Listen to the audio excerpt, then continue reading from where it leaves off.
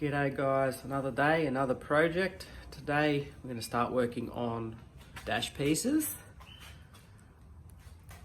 There's a few things that they're being cleaned, ready to paint. The speakers from the dash, I pulled them apart. Give them a clean with a toothbrush to get all the dust out. I'll mask up inside of here. I'll check to see whether these speakers actually work because I don't know. And a bit of cleaning left to do on this pinch weld. Got some grab handles that go on the roof. And might give these armrests a clean. And then we'll start on the other dash pieces. Let's get into it. So I was doing some cleaning on the armrests and I'll show you. The left, this armrest is cleaned with just water. Come up not too bad, but if you look at this one, it's 35 years of some other guy's sweating crap or when he's driving the car leaning on it, so yuck. And just take a look at this water from one armrest. How disgusting is that? Filthy. Oh, I'll clean this other one up and then we'll get it ready for paint. Okay, we've got the other armrest done.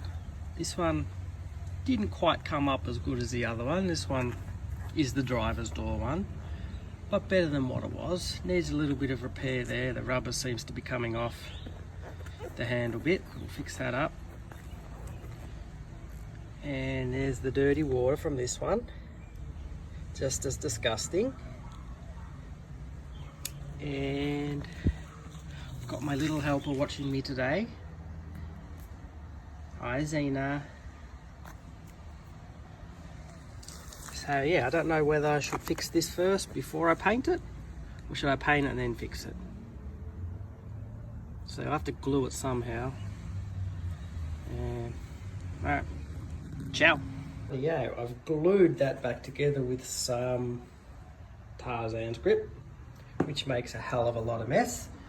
So that's all clamped and waiting to dry. And of course I got it all over my hands and all over the armrest everywhere.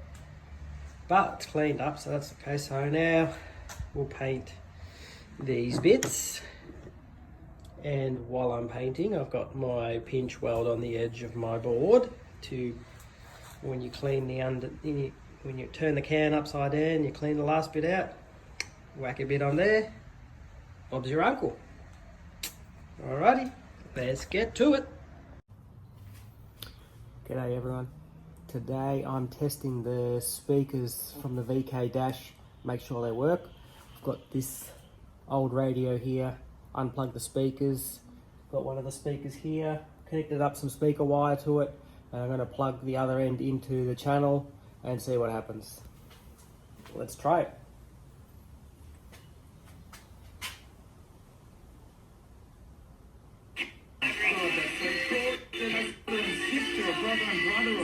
That one works. Sister to sister. Sister to sister. Sister to sister. Okay, that one's good. Let's try the other one. Okay, ready for the second one.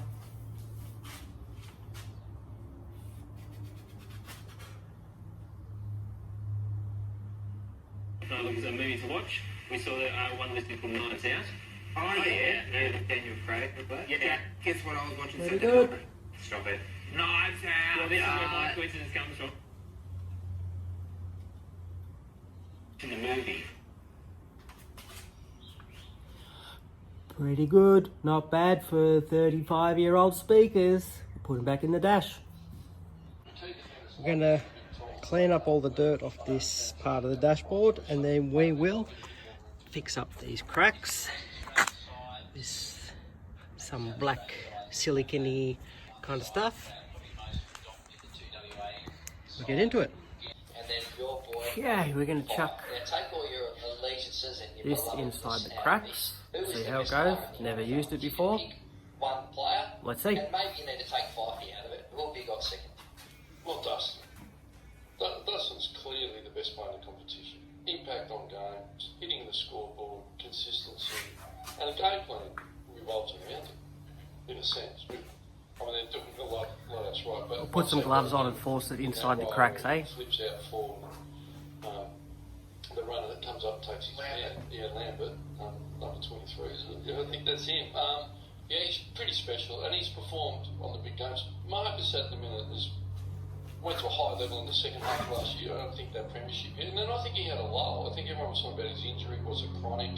Not too sure there. And the other night, you know, they're probably looking to Marcus to perform, and he didn't quite get there the other night against Collingwood Mid. So I think Dustin just keeps delivering. He looked bigger to me, Marcus. He got beaten up in the elimination final. He talked a lot about it. Physically, I think he spent a bit of time in the gym to try and handle a bit of that fireworks, which will be interesting. Doodles, who have you got? Is Marcus?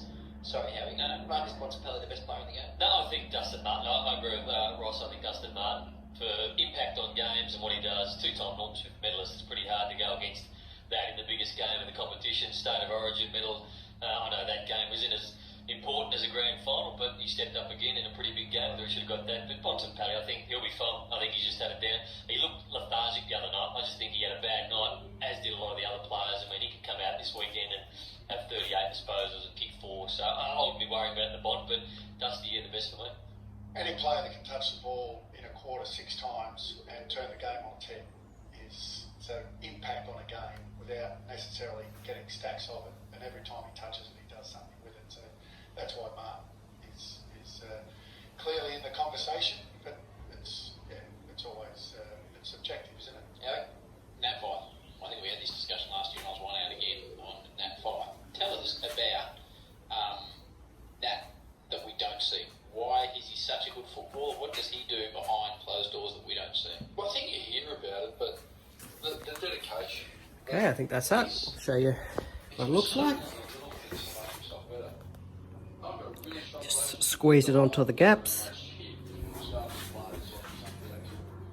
Apparently this stuff is meant to be sandable, so we'll see what happens when it dries. And we'll go from there. Hopefully it comes out nice, and when we paint it up, you won't even be able to tell. Come back from a shoulder reconstruction. Next job will be painting, sanding. We went into stable. G'day, it's me again, guys. It's been a long time since I've done any real work, so out at it again today. I'm off work. There's not enough work to keep us going, so a couple of days off this week, so hopefully get some done. So yeah, let's look at what I've been up to. So here's the dash that I was repairing the cracks in. It didn't come up exactly how I'd liked it. The stuff that I used was garbage. Wouldn't recommend it, but it did fill in the cracks. It is rubbery. You know, this bit, this is where the air vents come onto the windscreen, so that's not going to matter too much. See, vent covers that, you're not going to see that. But just, this stuff just wasn't good, not nice. But as I said, it's going to be up against the window, you're not going to notice. I've hit this with a couple of coats of blue, so one more coat, that bit will be done. I've also been working on my sunglasses cover that was hacked up from the last owner.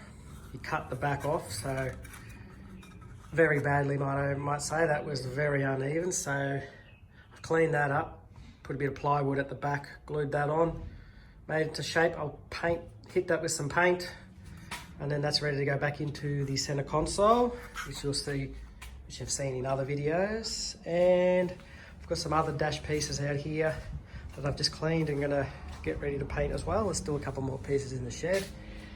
And as with the door rests, the door arm rest thingies, the crap that comes off them is absolutely disgusting. Now, be that's mainly only dust, that one, not sweat like the armrests, but once they dry, I'll mask up the black bits. Any dust off, we'll wipe it off, and we'll get painting on those bits, and then it's just the other part of the bottom part, 2 more pieces of dash after that, and then that's all painted and ready to go back in. Hopefully I get them done in the next couple of days. All right, let's get back to work. See ya. Hey guys, it's me again. It's a cold, crappy day here in Melbourne. Wet, windy, terrible. Can't do anything. I've been doing some work in the garage on the repainting of the dash. I'll show you. Had a few issues with paint, so that's not good. It's not coming out the right colour, but let's have a look, eh?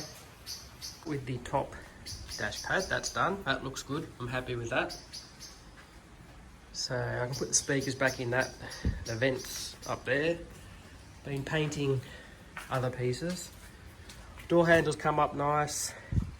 But this steering column cover, radio surround, fuse box cover, that paint didn't come up too well. I don't know if it'll show it on camera. It's like the overspray has made it white. See how it's funny there? Like all these pieces are like that. So it all seems to be from the one can of paint. So I only have one left after this to paint the cluster surround, the glove box lid, the other part of the dash, and the last bit of pinch weld.